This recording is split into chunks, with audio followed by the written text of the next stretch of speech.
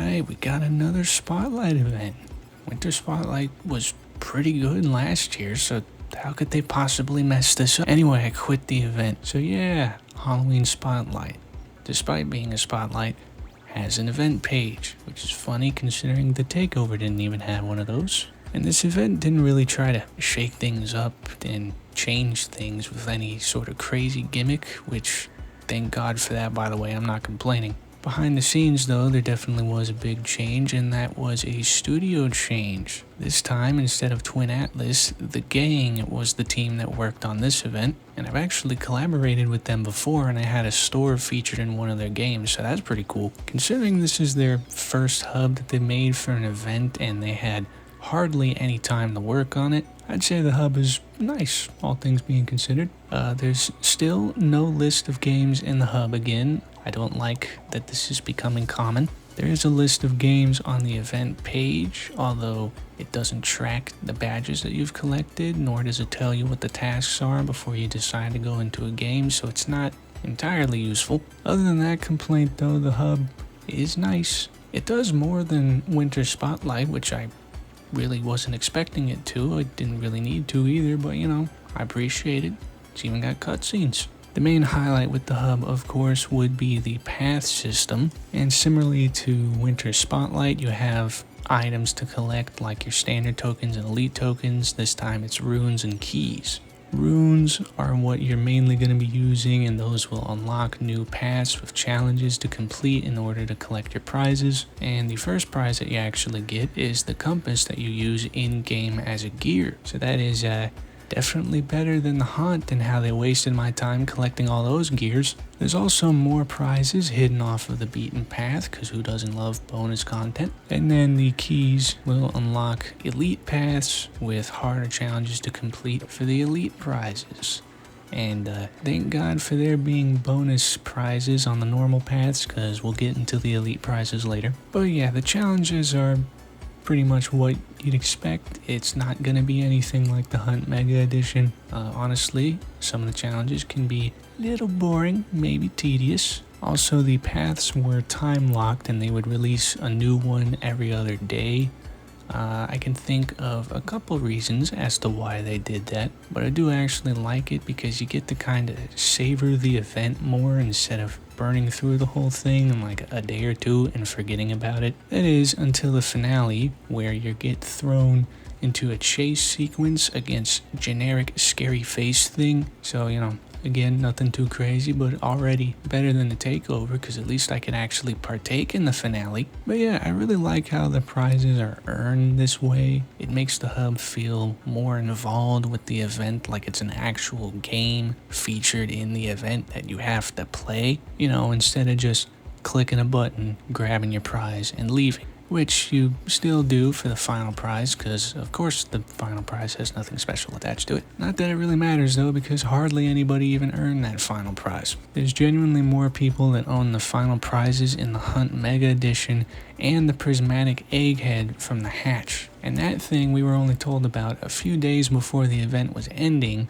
and it was really annoying to get, and there was a boycott going on, so the entire community wasn't even playing that event. Hell, even the snake has less owners than both of those, and that required even less keys than the final prize. And obviously, the main reason for that is the games and their tasks, which were just absolutely horrible. Not in a difficulty kind of way, because I'm gonna be real, hardly any of them were actually hard. They were mainly just incredibly tedious and really boring. Like on average, you're looking at spending over half an hour and sometimes even over an hour on one game and just 2 tasks. Obviously, I'm not expecting every game to be like Untitled Tag Game or Tower Heroes, where they make some crazy new addition to their game, super high quality and all that, especially when the developers weren't given a whole lot of time to work on their event integrations.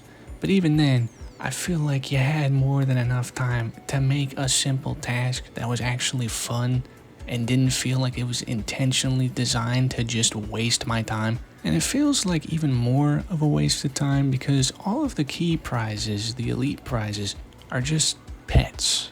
They're just animals. And don't get me wrong, They're high quality, well made, they look good. That is not what I'm complaining about. It's mainly just a lack of variety in these prizes, and it doesn't feel like an equal reward for the amount of time and effort that you have to sink into this event. I mean, for comparison with Winter Spotlight, you only needed to collect 18 elite tokens compared to the 27 keys in this event, and they gave away an entire new item in the Wrath series. And it came with a whole outfit too. Like, how could I not compare these two Spotlight events and not feel disappointed by that? Now, this is a big problem that Roblox has, where they have just such a gigantic catalog of IP with these accessories that they have made that no one else is allowed to use except them, but they hardly ever do. And normally I don't talk about paid items with events because I feel like it doesn't really matter much. But this time around, it kind of got big enough, so I might as well be annoying about it myself and throw in my own opinion that nobody cares about. But anyway,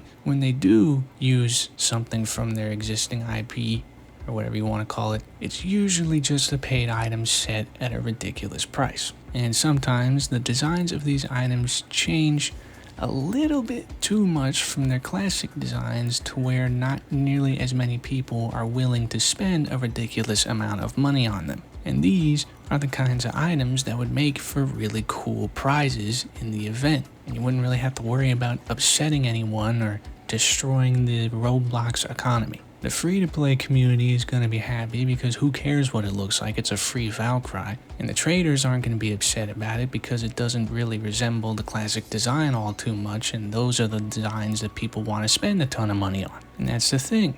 These items would perform well and make a lot more money if they resembled their classic designs more. Kind of like those fake leaks that were going around earlier, which had tons of people excited until they saw the real designs, and then everybody was upset. And it's interesting because, like, would it not cost less time and money to just make something simpler like a retexture? I can understand maybe you don't want to use these outdated models and all that, but even then you could still just easily clean up the mesh and sharpen up some edges here and there. Like, it wouldn't be that hard.